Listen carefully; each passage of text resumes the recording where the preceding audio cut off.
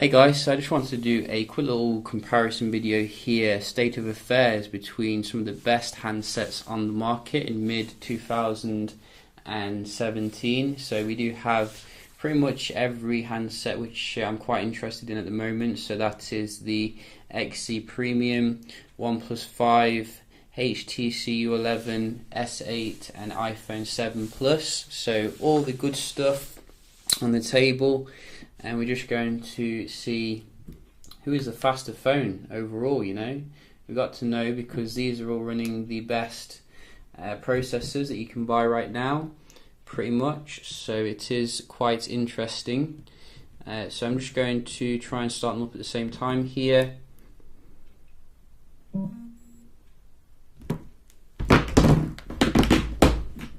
Oh.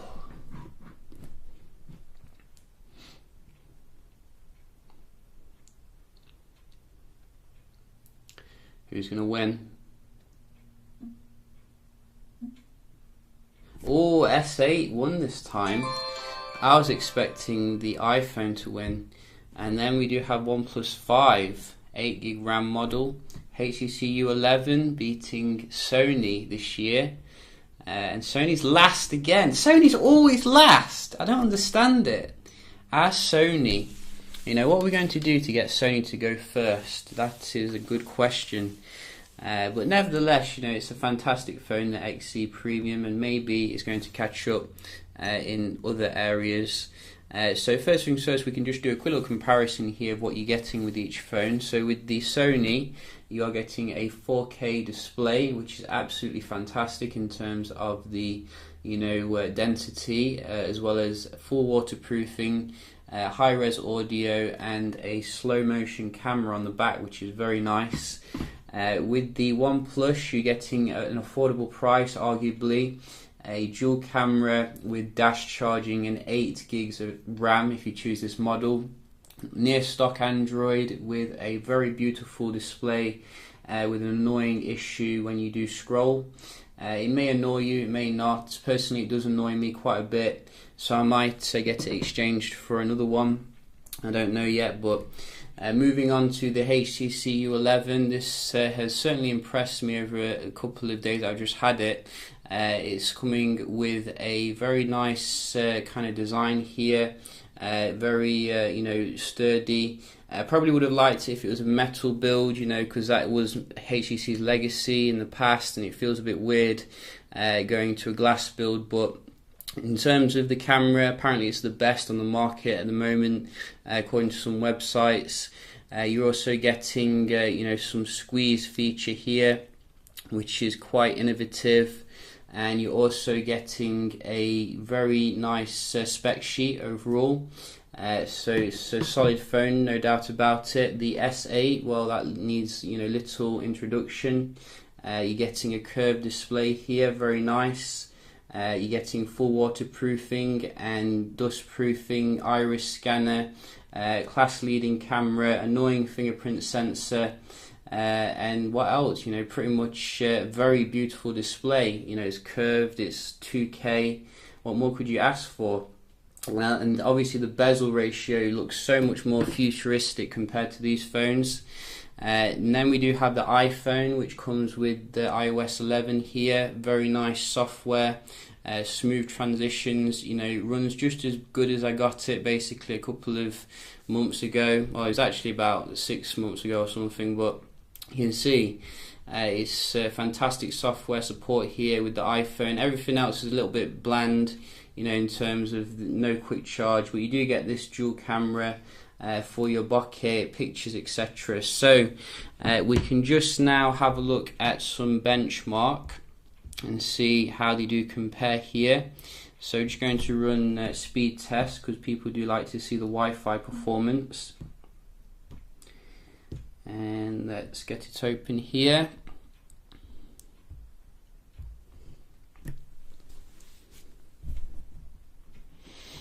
So you can see if we're on the same infrastructure, are we?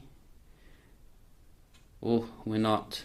So let's just change this to where I am. For some reason it's not even picking up where I am.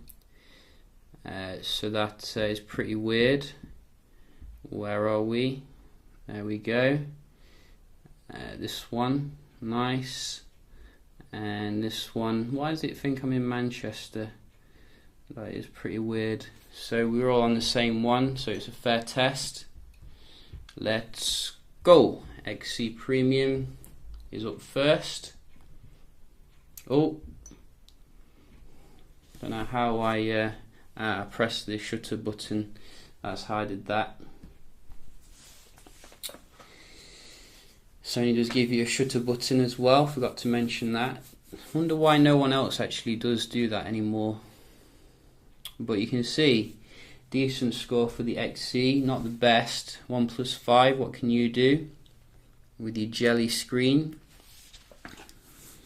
Jelly. And you can see, very decent score here, comfortably beating the XC Premium. HTC, or HTC as some people say I should pronounce it. And we're going to see what can the Ultra do here. What can it do?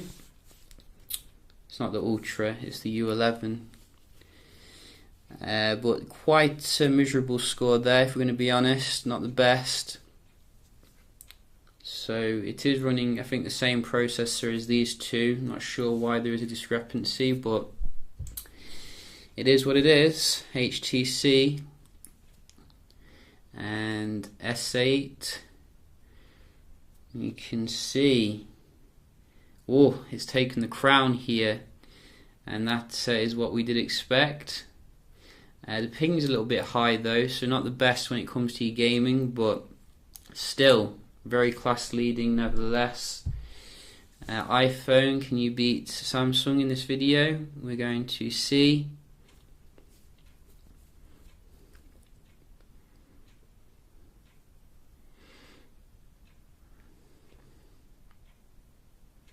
Wow, what's going on there? That's a terrible score. Maybe that's like some sort of feature of iOS 11. So probably the worst score I've ever seen there for an iPhone. And just check it's on the right thing here. This interface looks so weird. Yeah, it's on the right one. Let's just try that again. It looks weird to me. And we'll try HTC again as well, just to be fair. Oh, that's better. So you can see, much better this time, but still very, behind Android here, let's just be honest. And we do have the S8 being the winner so far. We're going to test HTC again. Come on HTC, we have faith in you.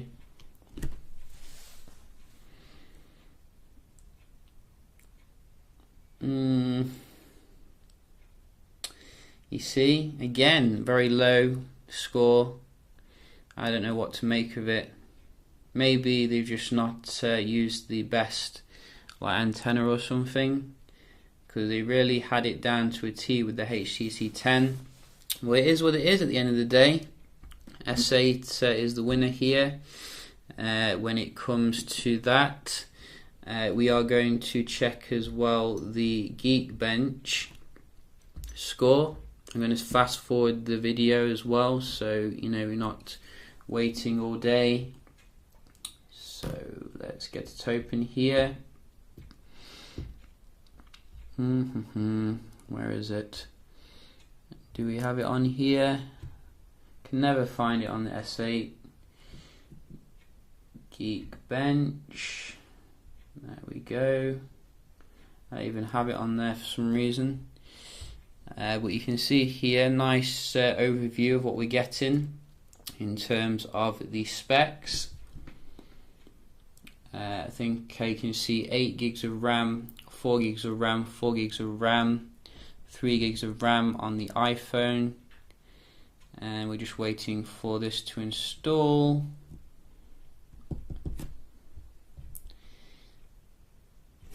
Very nice Wi-Fi performance from the S8, given that I've just dunked it in Coke. But we're just going to run this now and get to the end of the video. So as you can see, we do have a Victor here on the right. As usual, the iPhone finishes first. With some very nice single core here. I don't think any Android has ever got close to 3000.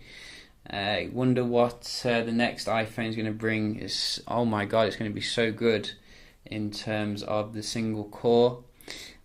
Which one of these Androids is going to get runner-up? We don't know. It looks like the OnePlus is slightly ahead here, which is quite interesting. And it's nearly done. It's just doing the memory latency, and yes, OnePlus 5 nearly 2000, more for the multi-core than the iPhone. We do have HTC u11 behind the OnePlus 5 and the S8, unfortunately. Sony is behind everyone, unfortunately, when it comes to the single core. Apparently OnePlus may cheat a little bit here when it comes to the benchmark, like making some sort of change to the CPU, so do take that score with a grain of salt. But you can see here with the u11, the multi-core is very good overall, pretty competitive. So I think you can get an even better version of the u11, but we don't get it here, unfortunately. So interesting scores here. You can see the iPhone still leads the pack when it comes to the single core, but Android is definitely caught up when it comes to the multi-core performance. So yeah, just a quick little comparison here. We'll be doing some head-to-head with the u11, so do stay tuned for that. Hope you enjoyed the video, and I'll see you in the next one. Cheers.